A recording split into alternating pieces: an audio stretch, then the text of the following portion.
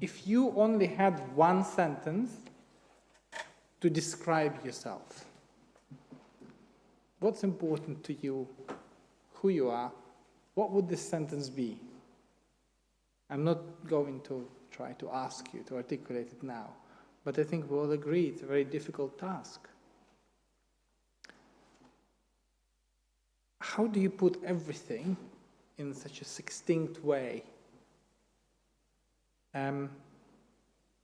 that incorporates all the thoughts, or at least something that everything else leads toward, from it, or comes out of? This week's Torah portion contains some of the most well-known sections in the Hebrew Bible. The Ten Commandments, the Shema, this key prayers or text in Judaism. Let's take, for example, Shema. Its first line, Shema Yisrael, Adonai Eloheinu, Adonai Echad. Hear, O Israel, the Eternal One is our God. The Eternal God is one.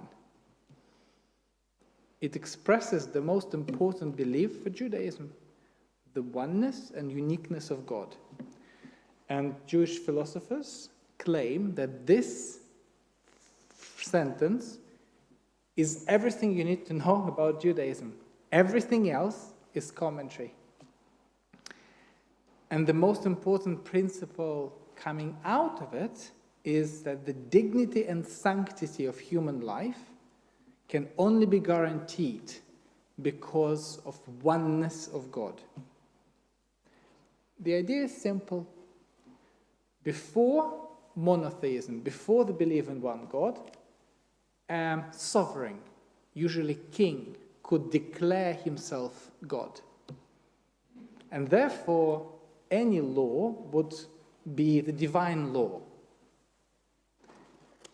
Judaism said one thing, that there is one God, that God above all human beings. All, doesn't matter who you are, king, president, prime minister, doesn't matter. You are the same as everybody else for God. There is something that above all of us.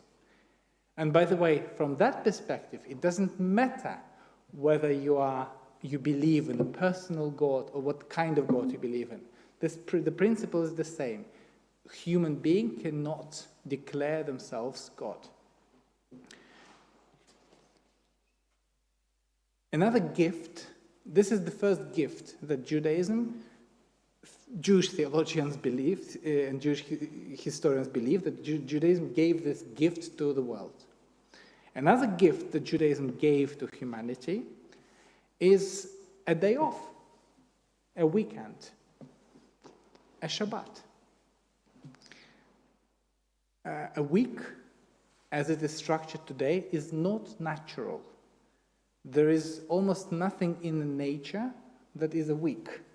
We have a month, right? We have a lunar cycle, for example, when you can observe the moon and you can have some cycles there, and that's called a month.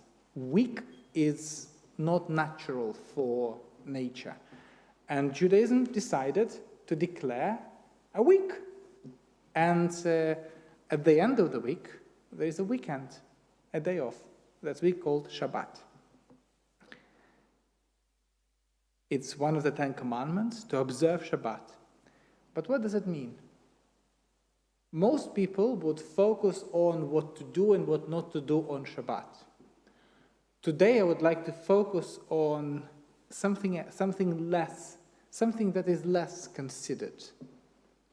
The ending of Shabbat. Sometimes the way you end things tells more about you than the way how you behave during this.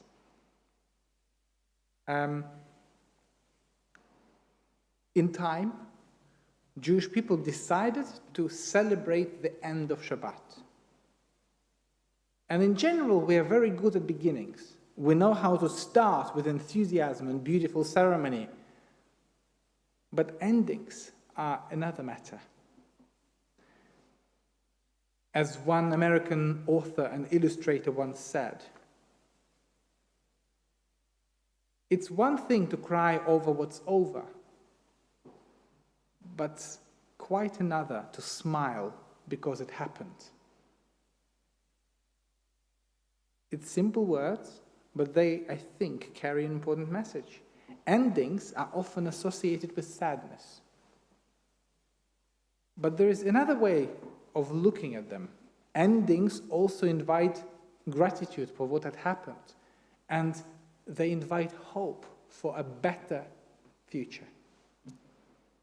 Judaism teaches that ending well is also a sacred act.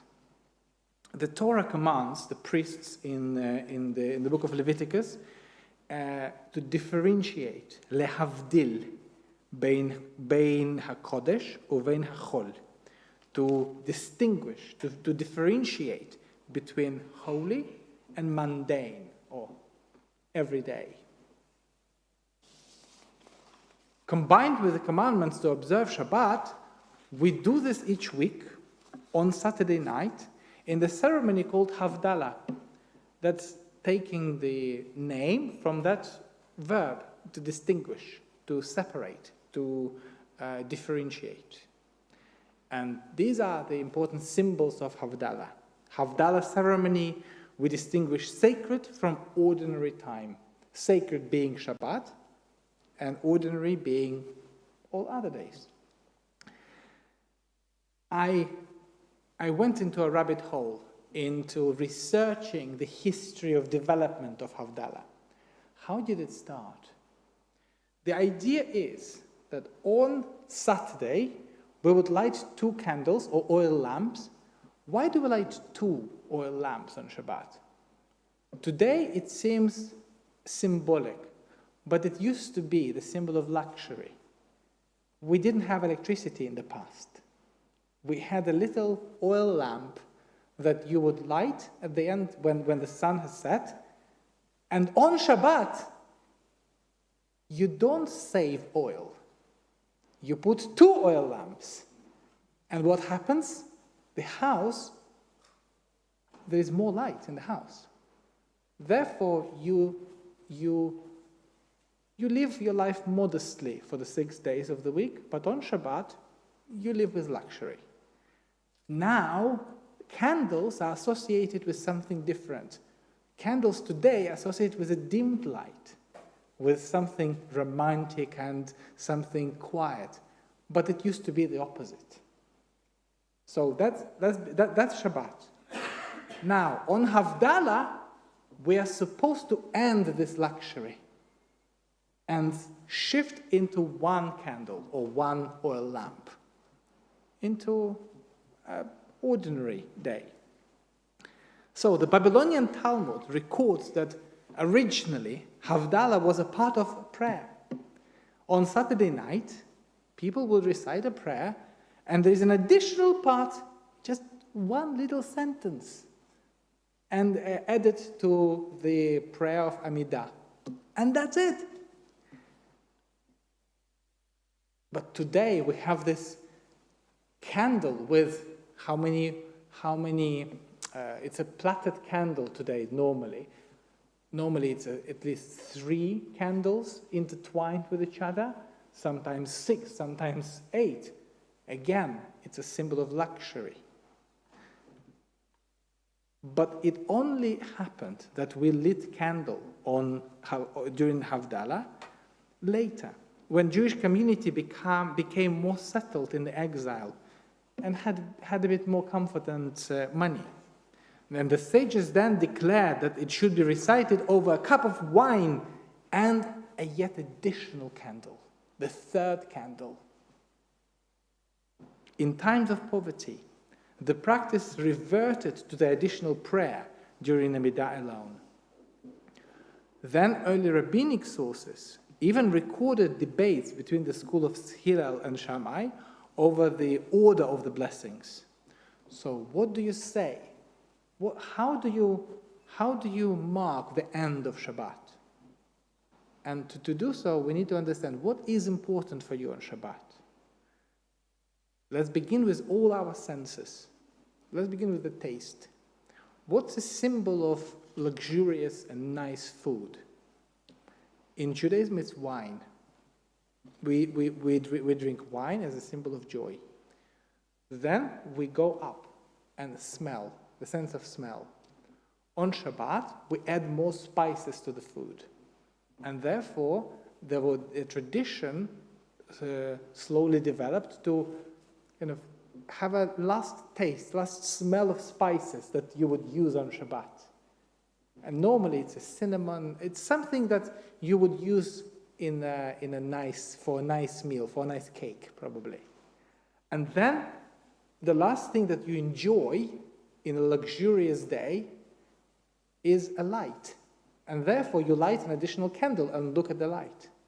So these three symbols in time became the three symbols of Shabbat. You enjoy something for the last time.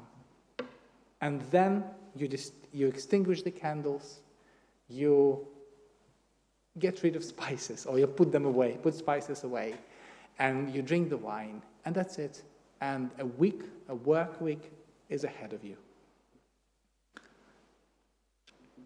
But then they added the fourth blessing. The fourth blessing is verbal. There's another sense that we have, is the hearing, or maybe the understanding of the division. So you taste wine for the last time, you smell spices, you look at the candle, and then you realize, okay, it's time to end.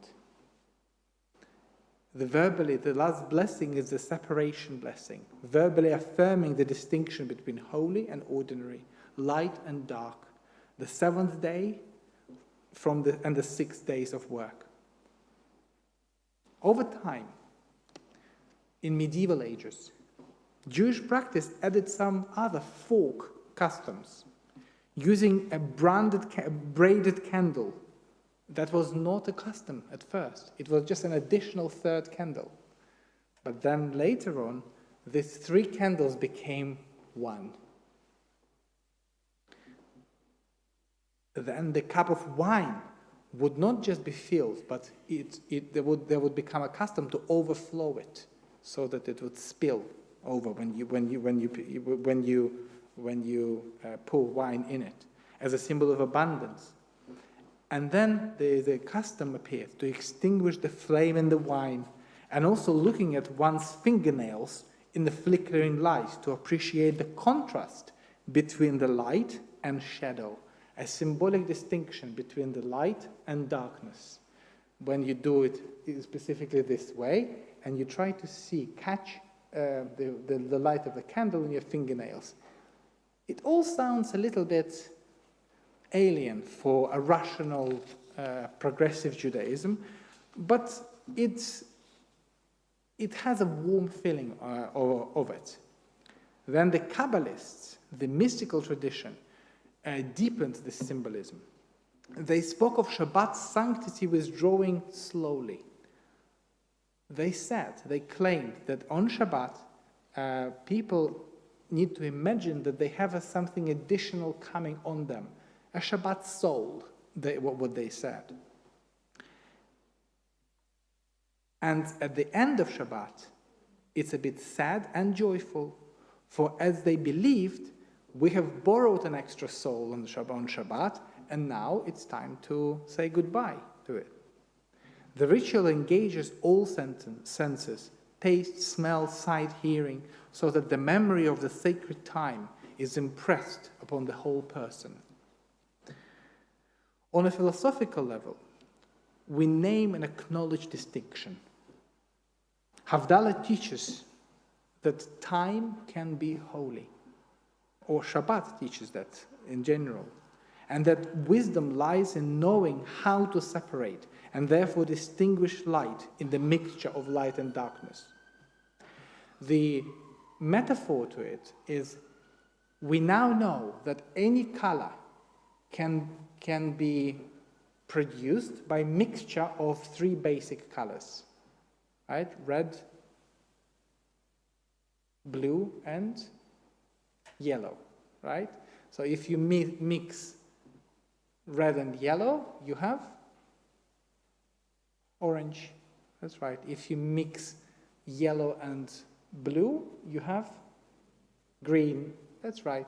So you need to know all separate parts what's green. Imagine a person who's never seen green or who's never seen yellow. You can never know what it is.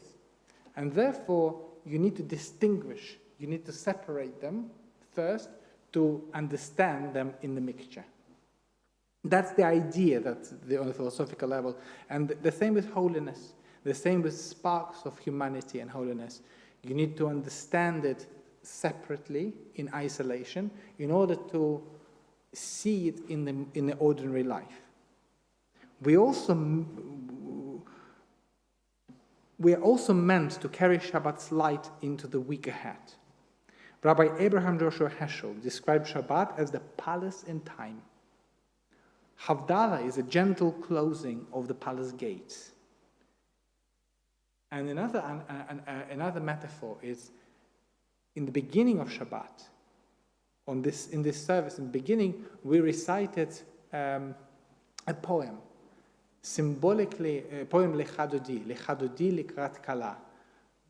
We imagine that Shabbat is like a bride who is coming to us.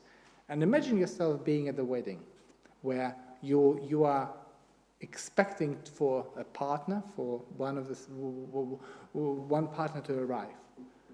And you wait. You want to see them because you're at the wedding. And at the end of Shabbat, we escort Shabbat to the gate. And that's another analogy.